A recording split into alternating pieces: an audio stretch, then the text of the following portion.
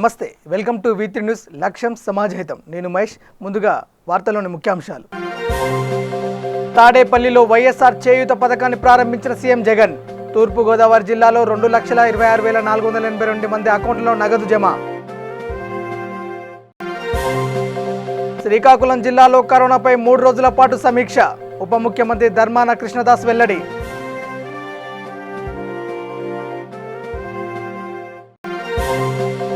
రాచకొండలో కరోనాను జయించిన 211 మంది పోలీసులకు సన్మానం. కరోనా పాజిటివ్ వస్తే ఎవరూ భయపడవద్దన్న సిపి మహేష్ భగవత్. పోతిరెడ్డిపాడు నీళ్లు ఆంధ్రాకు తరలిస్తే సీఎం రాజీనామా చేయాలి. TPCC working president Ponnam Prabhakar వ్యాఖ్య.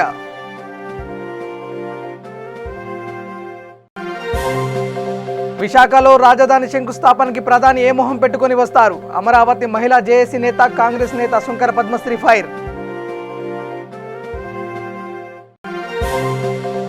ఆదిలాబాద్ రిమ్స్లో పరారయ్యేందుకు యత్నించిన కోవిడ్ పేషెంట్లు. ఆసుపత్రిలో సరైన వసతులు లేవని అధికారులతో వాగ్వాదం. ఇక డీటెయిల్స్లోకి వెళ్తే, రాష్ట్ర ముఖ్యమంత్రి శ్రీ జగన్మోహన్ రెడ్డి తాడేపల్లి క్యాంపు కార్యాలయం నుండి వైఎస్ఆర్ చేయూత పథకాన్ని కంప్యూటర్లో బటన్ నొక్కి లాంఛనంగా ప్రారంభించారు. ఈ కార్యక్రమానికి తూర్పుగోదావరి జిల్లా కలెక్టర్ కార్యాలయం, వివేకానంద హాల్ నుండి రాజ్యసభ సభ్యులు పిల్లి సుభాష్ చంద్రబోస్, కాకినాడ, అమలాపురం పార్లమెంటు సభ్యులు వంగ గీత, చింత అనురాధ, జిల్లా కలెక్టర్ మురళీధర్ రెడ్డి, రాజోలు శాసనసభ్యులు Rapaka Varaprasad, MLC Pandula Ravindra Babu video conference ద్వారా పాల్గొన్నారు. వైఎస్ఆర్ చేయూత పథకానికి సంబంధించి రాష్ట్రంలోనే తూర్పుగోదావరి జిల్లాలో అత్యధిక మందికి లబ్ధి పొందారన్నారు. తూర్పుగోదావరి జిల్లాకు సంబంధించిన వైఎస్ఆర్ చేయూత పథకం కింద SC 60,368, ST 13,525, BC 14,06,410, minority 4,589, Christian minority 590, మొత్తం 2,26,482 మంది మహిళలకు మొదటి విడతగా 18,750 చొప్పున 424.65 కోట్లు నేరుగా వారి బ్యాంకు అకౌంట్లో సొమ్ము జమ చేయనున్నారు. దీంతో మహిళలు ఆర్థికంగా స్వావలంబన పొందనున్నారు.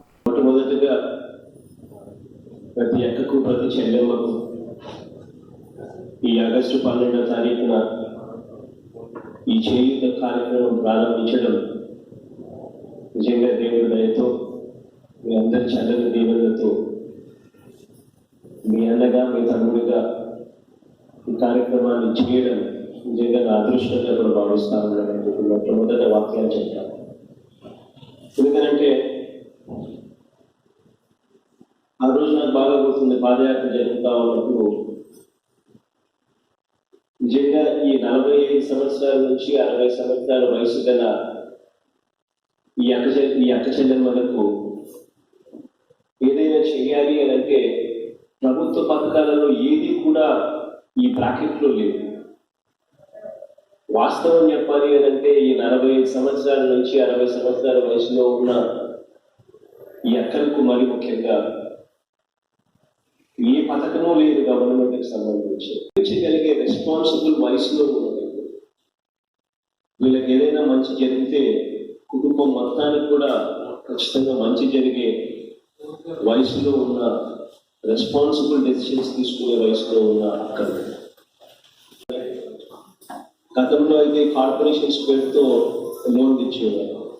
దానివల్ల ఎవరికి ఏ పేరు జరిగేది కాదు, ఎవరికి ఏ ఉపయోగము పడేది కాదు. ఇంకా మిగిలిన అన్నిటి కూడా మార్పు చేసి ప్రక్షాళన జరిగి ఈ కార్పొరేషన్స్ వ్యవస్థలన్నీ కూడా పూర్తిగా చేసేటప్పుడు వీళ్ళందరికీ పెన్షన్ రూపంలో డాక్టర్ దాన్ని 1,000 రూపాయలు ఆ రోజుల్లో పెన్షన్ కాకుండా, ఆ 1,000 రూపాయలు అంటే సరే వెంటకాలం మీరు చేస్తా ఉన్నారు కాబట్టి సరే పెన్షన్ అవుతుంది, ఆత్మకు వేరే రకంగా సహాయం చేస్తాం. 12,000 కాదు, 18,750 ఇస్తుంది. 4,000 చేయి పట్టుకొని నడిపిస్తాను. 4,000 చేయి పట్టుకొని అదే అక్క చెల్లెమ్మకి అదే అక్కని 4,000 వరుసగా 18,750, 18,750, 18,750, 18,750, 4 సార్లు 4 దఫాలు 4 సంవత్సరాలు అదే అక్కని చేయి పట్టుకొని నడిపించుకుంటూ పోయి 75,000 రూపాయలు ప్రతి సంవత్సరం 18,750 రూపాయలు చొప్పున అక్క చేతిలో పెడితే ఆ అక్కకు నిజంగా ఆ డబ్బుతో తన జీవితాన్ని మార్పు చేసుకునే అవకాశం అనేది ఖచ్చితంగా వస్తుంది అని చేయగలుగుతాను కార్యక్రమానికి ఆ రోజు పాదయాత్ర జరుగుతూ ఉండగా శ్రీకారం చెప్పడం ఈరోజు మళ్ళీ దేవుడి దయతో ఖచ్చితంగా ఆ కార్యక్రమాన్ని ఈరోజు మీ తమ్ముడుగా ఈరోజు మీ అన్నగా నేను చేయగలుగుతా ఉన్నాను అని అంటే నిజంగా దేవుడి దయ అని చెప్పి గర్వంగా కూడా చెప్తాను. రాష్ట్రంలోని అన్ని ప్రాంతాల అభివృద్ధి లక్ష్యంగా ముఖ్యమంత్రి వైఎస్ జగన్మోహన్ రెడ్డి ముందుకు వెళ్తున్నారని ఉప ముఖ్యమంత్రి ధర్మాన కృష్ణదాస్ అన్నారు. ఏడాది పాలనలో అనేక చట్టాలు తీసుకొచ్చిన ఘనత వైఎస్ జగన్దేనని కొనియాడారు. పార్టీలకు అతీతంగా సంక్షేమ పథకాలను అందిస్తున్నారని, తనకు ఓటు వేయకపోయినా ప్రభుత్వ పథకాలు అందించడని చెప్పిన ముఖ్యమంత్రి జగన్ ఒక్కరేనని పేర్కొన్నారు. గతంలో చంద్రబాబు పాలనలో ప్రజలు ఎన్నో ఇబ్బందులు ఎదుర్కొన్నారని, బాబు హయాంలో గత 5 ఏళ్లలో రాష్ట్రంలో అభివృద్ధి కుంటుపడిందన్నారు. రాష్ట్ర వ్యాప్తంగా కరోనాపై విస్తృత అవగాహన కల్పిస్తూ అలుపెరగని పోరాటం చేస్తున్నామని, కరోనా కష్టకాలంలోనూ ప్రజా సంక్షేమం ప్రత్యేక దృష్టి సారించిన ప్రభుత్వం వైఎస్ఆర్సీపీదేనని అన్నారు. శ్రీకాకుళం జిల్లాలో కరోనాపై ఈ నెల 17 నుంచి 3 రోజుల పాటు సమీక్ష సమావేశం ఉంటుందని ధర్మాన వెల్లడించారు. ఈరోజు మన ప్రీతమ ముఖ్యమంత్రి శ్రీ వైఎస్ జగన్మోహన్ రెడ్డి గారి ఆలోచనల మేరకు మన శ్రీకాకుళం జిల్లాకు వెనుకబడిన ఉత్తరాంధ్ర ప్రాంతం అన్ని విధాల అభివృద్ధి చెందాలి, ఈ రాష్ట్రంలో 13 జిల్లాల అభివృద్ధి కూడా ఆకాంక్షించే మన ప్రీతమ ముఖ్యమంత్రి అందులో అగ్రగామిగా మన శ్రీకాకుళం పెట్టే దిశగా భాగంగా మరి ఈ జిల్లాకు సంబంధించినటువంటి నన్ను రాష్ట్ర ఉప ముఖ్యమంత్రిగా అవకాశం ఇచ్చినటువంటి సందర్భం, అలాగే నా గతంలో ఉన్నటువంటి రోడ్లు భవనాల శాఖను మార్చి రాష్ట్ర రెవెన్యూ అలాగే రిజిస్ట్రేషన్ స్టాంప్ శాఖకి బదిలీ చేసి ఒక ఉన్నతమైనటువంటి స్థానం ఇచ్చినందుకు మరి శ్రీకాకుళం వైఎస్ఆర్ పార్టీ శ్రేణుల తరఫున, శ్రీకాకుళం జిల్లా ప్రజల తరఫున మరి హృదయపూర్వకమైన శుభాభినందనలు తెలియజేసుకుంటూ ఈరోజు ఈ కార్యక్రమం గౌరవ జిల్లా పార్టీ అధ్యక్షురాలు మాజీ కేంద్ర మంత్రివర్యులు సోదరిమణి కృపారాణి గారు, అలాగే మా సహచర అత్యంత సన్నిహితులైనటువంటి వైఎస్ఆర్ పార్టీ నాయకులంతా ఈవేళ నాకు అఖండమైనటువంటి స్వాగతం మరి జిల్లా ప్రారంభం నుంచి ఇప్పటి వరకు కూడా అన్ని ప్రాంతాల్లో కూడా ఇవ్వడం జరిగింది. ఏది ఏమైనా ఈవేళ అత్యంత ఇబ్బందికర పరిస్థితి ప్రపంచం నలుమూలలా అలాగే అన్ని రాష్ట్రాలు దేశాల్లో కూడా ఉంది. అలాగే మన జిల్లాలో కూడా ఈ కరోనా ప్రభావం అత్యంత ఎక్కువగా ఉండడం వలన మన గౌరవ ముఖ్యమంత్రి గారి ప్రయారిటీ కూడా ఈ కరోనా నివారణ దిశగా అసలు నిజానికి ఈరోజు రేపు ఎల్లుండి కరోనా రివ్యూ చేయమని చెప్పడం జరిగింది. మరి ప్రీతమ ఈ 3 జిల్లాలకు ఇన్ఛార్జ్ అయినటువంటి విజయసాయిరెడ్డి గారు, అలాగే వైద్య ఆరోగ్య శాఖ మంత్రి ఆళ్ళ నాని గారు నేను కలిసి ఈరోజు విశాఖపట్నంలో ప్రారంభించవలసినటువంటి రివ్యూ మరి ఒక 3 రోజులు పొడిగించి 17, 18, 19 రోజులుగా దాన్ని మార్చడం జరుగుతోంది. మరి 17న విశాఖపట్నంలో కరోనా మీద సంపూర్ణమైన రివ్యూ పెట్టండి, అలాగే 3 జిల్లాలు విజయనగరం, శ్రీకాకుళం కూడా పెట్టి కరోనా నివారణ దిశగా అన్ని చర్యలు అందరూ కలిసి సంఘటితంగా ఈ వ్యాధి నివారణలో ప్రజల తాలూకా సపోర్ట్ కూడా తీసుకుంటూ, అలాగే పాత్రికేయుల తాలూకా సహాయం తీసుకుంటూ ప్రజాప్రతినిధులు అందరూ ఇందులో భాగస్వాములు కావాలి, ప్రజల్ని కూడా మరి భాగస్వాములు చేయాలని చెప్పినటువంటి మాట మీకు తెలియజేస్తున్నాను. రాచకొండ పరిధిలో కోవిడ్ని జయించిన 211 మంది పోలీసులు ఘనస్వాగతం పలికారు. నాచారంలోని ఓ ప్రైవేట్ ఫంక్షన్ హాల్లో నిర్వహించిన కార్యక్రమంలో రాచకొండ కమిషనర్ మహేష్ భగవత్ కోవిడ్ విజేతలకు పుష్పగుచ్చాలతో స్వాగతం పలికారు. ఈ సందర్భంగా కమిషనర్ మాట్లాడుతూ కరోనా పాజిటివ్ రాగానే ఎవరూ భయపడవద్దన్నారు. కోవిడ్తో బాధపడుతున్న పోలీస్ కుటుంబాలకు తమ వంతు సహకారం అందిస్తున్నామని, మెడికల్ కిట్స్, రోగనిరోధక శక్తి పెంపు కోసం పోషక పదార్థాలు అందిస్తున్నట్లు తెలిపారు. అదేవిధంగా 5,000 రూపాయల నగదు వారి అకౌంట్లకు జమ చేసినట్లు వివరించారు. కరోనాను జయించిన వారందరూ ప్లాస్మా డొనేట్ చేయాలని కమిషనర్ సూచించారు.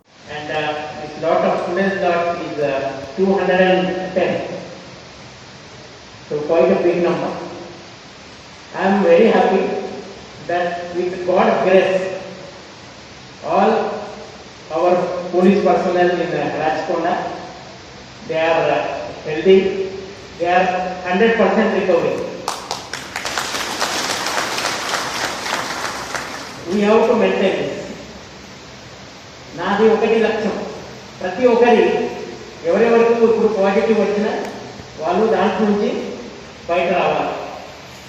సో దానికి రెండు మంత్రాలు. ఫస్ట్ అది is the best immunity in the world అని అంటారు.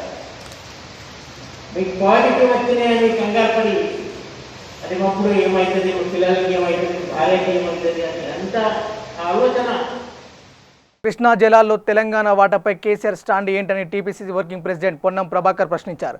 ఆయన మీడియాతో మాట్లాడుతూ ఏపీ సీఎంను పిలిచి భోజనం పెట్టింది మీరు కాదా అని ప్రశ్నించారు. ఎమ్మెల్యే రోజా ఇంటికి వెళ్లి రాయలసీమను రతనాల సీమ చేస్తామని అనలేదా అని నిలదీశారు. కృష్ణా జలాల వ్యవహారంపై ఢిల్లీకి అఖిలపక్షాన్ని తీసుకెళ్తారా లేదా అని ఆయన అడిగారు.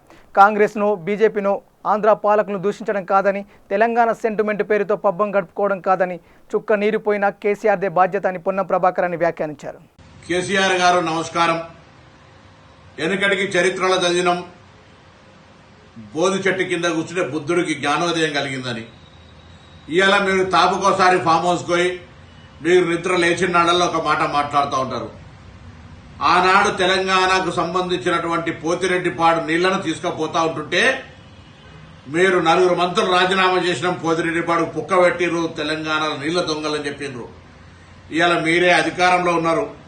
అక్కడనేమో ప్రాజెక్టులకు టెండర్లు అవుతా ఉన్నాయి. అపెక్స్ కౌన్సిల్ మీటింగ్కు నీకు వీలైతే లేదు పోవడానికి.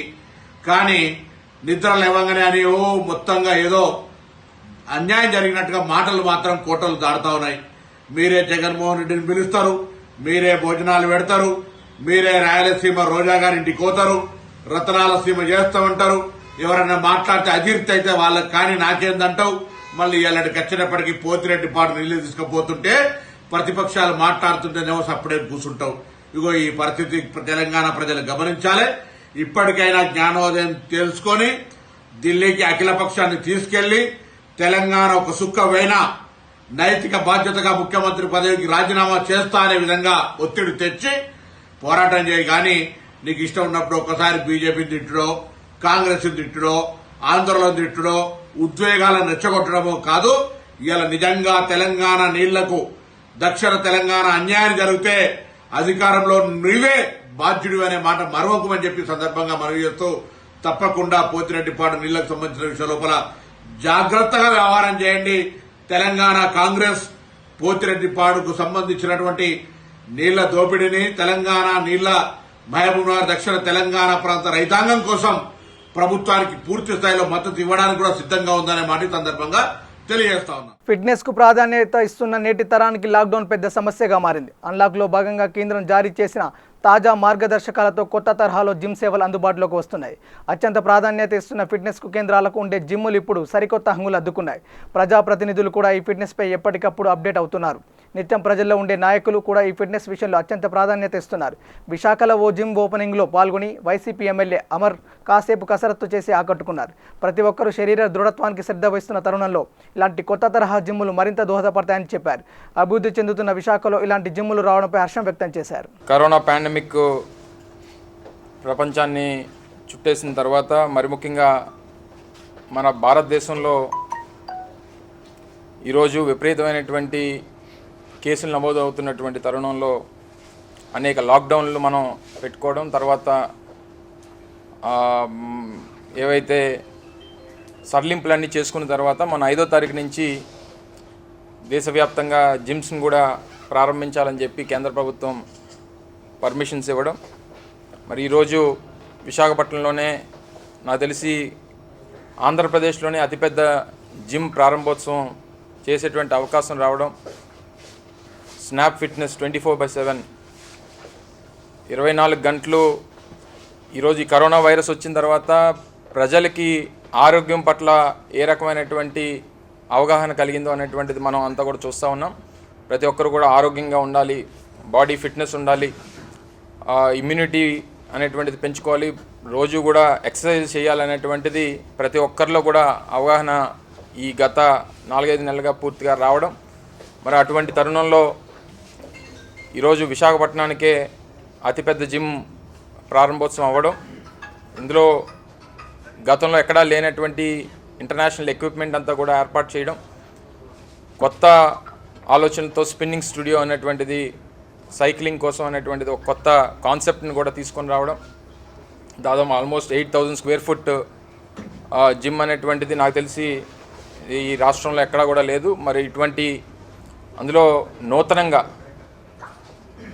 విశాఖపట్నాన్ని రాజధాని గౌరవ ముఖ్యమంత్రి గారు ప్రకటించిన తర్వాత ఇటువంటి ఫెసిలిటీస్ అనేటువంటివి రావడం, దానికి ప్రవీణ్ లాంటి సోదరులు మిగిలినటువంటి వారి స్నేహితులందరూ కూడా కలిసి ఇటువంటి కొత్త కాన్సెప్ట్ని తీసుకొని వచ్చి విశాఖపట్నం తాలూకా మణిహారాల్లో వీటిని కూడా చేరుస్తున్నటువంటి తరుణంలో మరి రానటువంటి కాలంలో జిమ్ బాగా అభివృద్ధి చెందాలని, మంచి పేరు రావాలని, తద్వారా ప్రజలకు ఆరోగ్యాన్ని అందించాలని చెప్పి హృదయపూర్వకంగా కోరుకుంటూ మరి ఈ చక్కటి జిమ్ని ప్రారంభోత్సవం చేసేటువంటి అవకాశం ఇచ్చినటువంటి సోదరులకి హృదయపూర్వకమైనటువంటి ధన్యవాదాలు తెలియజేసుకుంటున్నాను. విశాఖలో రాజధాని శంకుస్థాపనకి ప్రధాని మోదీకి ఆహ్వాన పత్రిక కూడా పంపినట్లు ప్రచారం జరుగుతుందని, విశాఖలో రాజధాని శంకుస్థాపనకి రావడానికి ప్రధాని మోడీకి సిగ్గు లేదా అంటూ అమరావతి మహిళా జేఏసీ నేత, కాంగ్రెస్ నేత శుంకర పద్మశ్రీ ఫైర్ అయ్యారు. ప్రధాని హోదాలోనే కూడా మోడీ అమరావతి నిర్మాణానికి శంకుస్థాపన చేశారన్నారు. మళ్లీ వైజాగ్లోని ఏ మొహం పట్టుకొని ఇంకో రాజధాని శంకుస్థాపనకు వస్తున్నారని ప్రశ్నించారు. ఒక వ్యక్తిపై ఉన్న కోపంతో రాజధాని నిర్మాణాన్ని తలపెట్టి అమరావతి కోసం భూములు ఇచ్చిన రైతులు కన్నీరు పెడుతున్నా మోడీ, జగన్ పట్టించుకోకుండా అమరావతిని హత్య చేస్తున్నారన్నారు. ప్రభుత్వం తీసుకున్న 3 రాజధానుల నిర్ణయం తప్పు అని, త్వరలో న్యాయస్థానాలు తీర్పిస్తాయన్న నమ్మకం తమకుందన్నారు. అభివృద్ధి వికేంద్రీకరణ పేరుతో ఏపీకి 3 రాజధానులు పెడుతున్నారు. అలాగే మన దేశానికి కూడా 2వ రాజధాని అవసరమన్నారు. దేశ రాజధాని ఢిల్లీ బాగా దూరంగా ఉంది కాబట్టి 2వ రాజధానిని దక్షిణ భారతాన పెట్టాల్సిన అవసరం ఎంతైనా ఉందని శుంకర పద్మశ్రీ పేర్కొన్నారు. ముఖ్యమంత్రి జగన్మోహన్ రెడ్డి అడ్డగోలుగా 3 రాజధానులు ఏర్పాటు చేస్తాము అని చెప్పి నిర్ణయం తీసుకుని రాజధాని నిర్మాణం విశాఖపట్నంలో చేపట్టడం కోసం ప్రధానమంత్రి మోడీ గారిని ఆహ్వానిస్తున్నట్టుగా, ఆహ్వాన పత్రిక పంపించినట్టుగా కూడా ప్రచారం జరుగుతూ ఉంది. నిజంగా ఈ రాష్ట్ర ప్రభుత్వానికి చెందినటువంటి పెద్దలకు సిగ్గు లేకపోతే రావటానికి కానీ, ఆ ఆహ్వాన పత్రిక తీసుకోవటానికి కానీ వాళ్ళకి ఎట్లా సిగ్గు లేదు అని చెప్పి నేను అడుగుతా ఉన్నాను. ఒకసారి ఆల్రెడీ అమరావతి రాజధాని అని చెప్పి ప్రధానమంత్రి హోదాలో నరేంద్ర మోడీ గారు వచ్చి శంకుస్థాపన చేసిన తర్వాత, మరి ప్రభుత్వాలు మారిన తర్వాత ఈ రోజున ఇన్ని వేల మంది రైతుల్ని మోసం చేస్తూ కేవలం తన స్వార్థ రాజకీయ ప్రయోజనాల కోసం, ఒక వ్యక్తిపైన కక్ష సాధించడం కోసం ఇంతమంది చేత కంటతడి పెట్టిస్తూ రాజధానులు ఏర్పాటు చేసే ప్రయత్నం చేస్తూ ఉంటే, అక్కడ శంకుస్థాపన చేయటం కోసం భారతీయ జనతా పార్టీకి చెందినటువంటి పెద్దలను ఆహ్వానిస్తే, నిజంగా గనక ఆ కార్యక్రమానికి భారతీయ జనతా పార్టీకి చెందినటువంటి పెద్దలు కానీ, ప్రధానమంత్రి మోడీ గారు కానీ రాదలుచుకుంటే, ఆనాడు అమరావతిలో శంకుస్థాపన చేసినటువంటి శిలాఫలకాన్ని పీక్ అవతల బారేసి, తర్వాత మీరు జగన్మోహన్ రెడ్డి గారికి అనుకూలంగా రాజధాని నిర్మాణాల కోసం, శంకుస్థాపన కోసం మీరు తరలి రావాలి. దాంతోపాటు ఎలాగూ 33,000 ఎకరాలు అప్పుడున్నటువంటి ప్రభుత్వాలను నమ్మి రైతులు ఇచ్చి ఉన్నారు కాబట్టి, ఒక సిఆర్డిఏ చట్టం ద్వారా ఒప్పందాలు జరిగినాయి కాబట్టి, దాన్ని ఎలాగూ ఏ విధంగా అయినా వాటన్నిటినీ కూడా మనం క్యాన్సిల్ చేసుకునే పరిస్థితులు లేవు అని చెప్పి న్యాయస్థానాలు రాబోయే రోజుల్లో తీర్పు ఇవ్వబోతా ఉంది.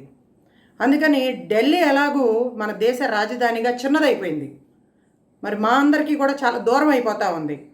మరి ఢిల్లీ మన భారతదేశానికి చెందినటువంటి రాజధానిని తీసుకొచ్చి ఇక్కడ అమరావతిలో పెట్టుకోవటానికి అవకాశం ఇవ్వాలి అని చెప్పి కేంద్ర ప్రభుత్వాన్ని కోరుతా ఉన్నాను. ఆదిలాబాద్ జిల్లా కేంద్రంలోని రిమ్స్ కోవిడ్ వార్డు నుండి బాధితుడు పరారుకు యత్నించారు. ఓ వ్యక్తి తల్లితో పాటు ప్రధాన గేట్ వద్ద పరారయ్యేందుకు ప్రయత్నించగా సెక్యూరిటీ సిబ్బంది అడ్డుకుంది. ఆసుపత్రిలో సరైన వసతులు లేవని, ఇంటికి వెళ్తానని అధికారులతో వాగ్వాదానికి దిగింది.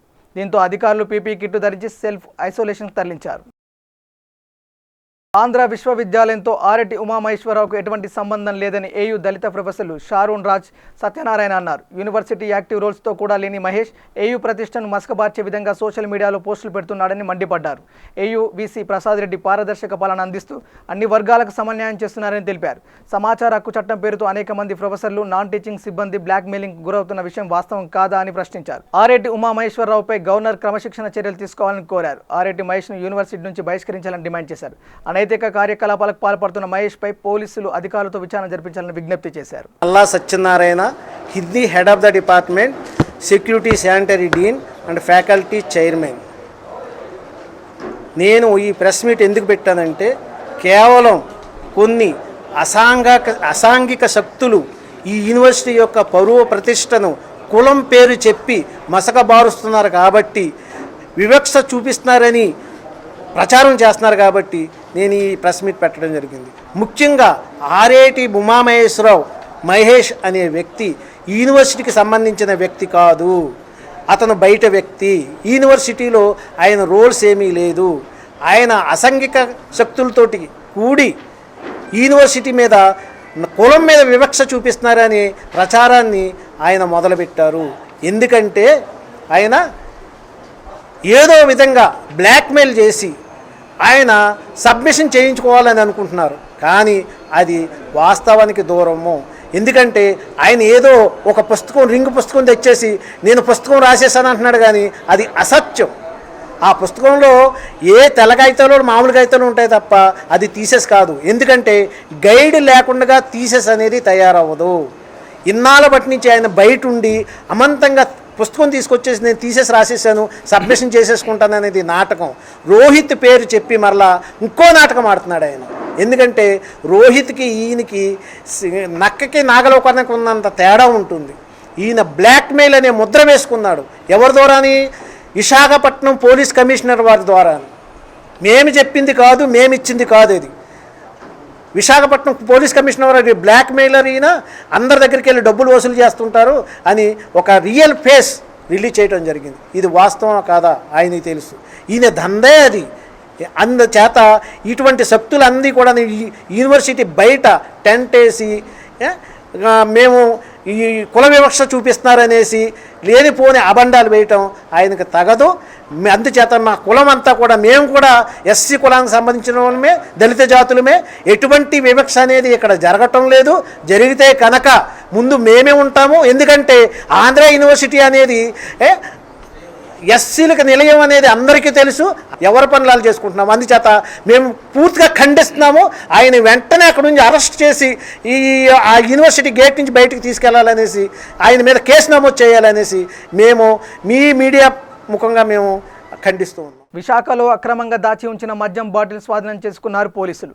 భీమిలి పరిధిలో ఐరన్ స్క్రాప్ దుకాణంలో మద్యం నిల్వలు ఉన్నాయన్న సమాచారం మేరకు పోలీసులు దుకాణంలో తనిఖీలు చేపట్టారు.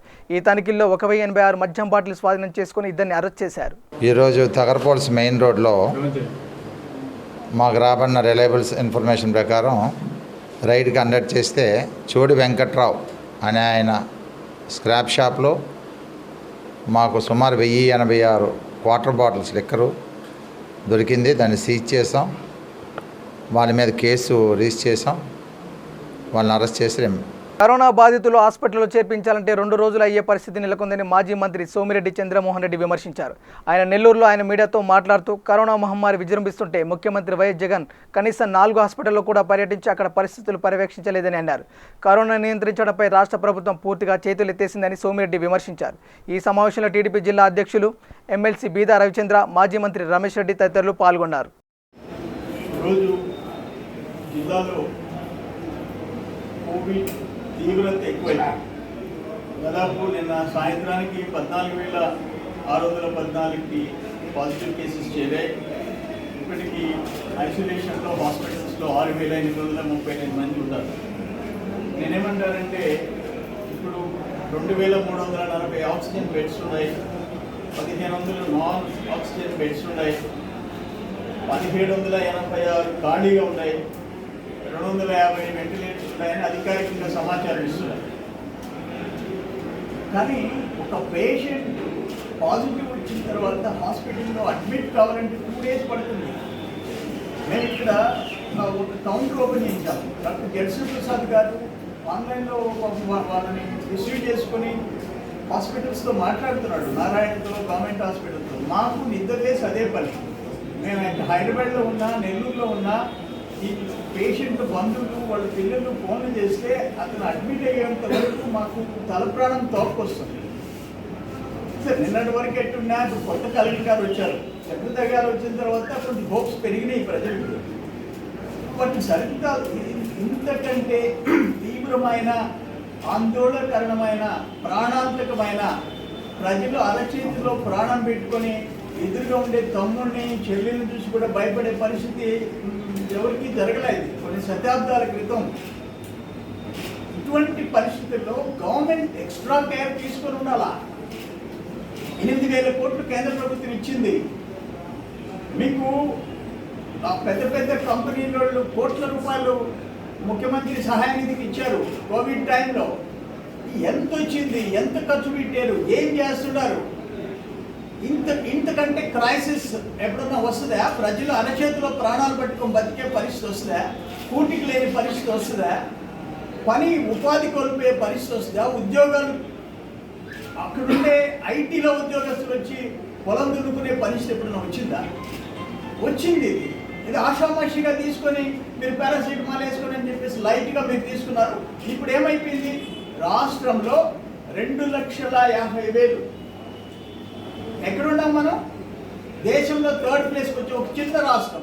అమరావతిలో రైతుల ఉద్యమం కొనసాగుతుంది. 239 రోజులుగా రైతులు వివిధ రూపాలలో నిరసన తెలుపుతున్నారు. వర్షాన్ని ఎండని లెక్క చేయకుండా అమరావతిని రాజధానిగా కొనసాగించాలని వారు ఆందోళన చేస్తున్నారు. వీరి ఉద్యమానికి వివిధ రాజకీయ పార్టీల మద్దతు కూడా లభించింది.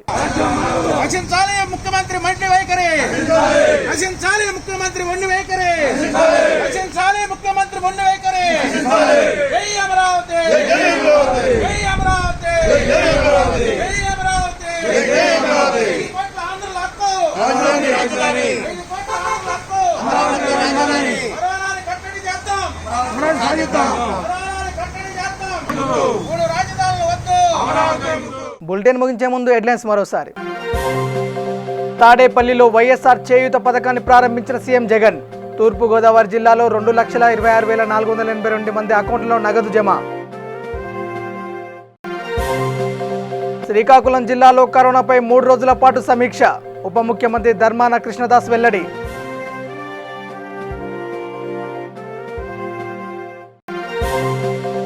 రాచకొండలో కరోనాను జయించిన 211 మంది పోలీసులకు సన్మానం. కరోనా పాజిటివ్ వస్తే ఎవరు భయపడవద్దన్న సిపి మహేష్ భగవత్. పోతిరెడ్డిపాడు నీళ్లు ఆంధ్రాకు తరలిస్తే సీఎం రాజీనామా చేయాలి. TPCC working president Ponnam Prabhakar వ్యాఖ్య.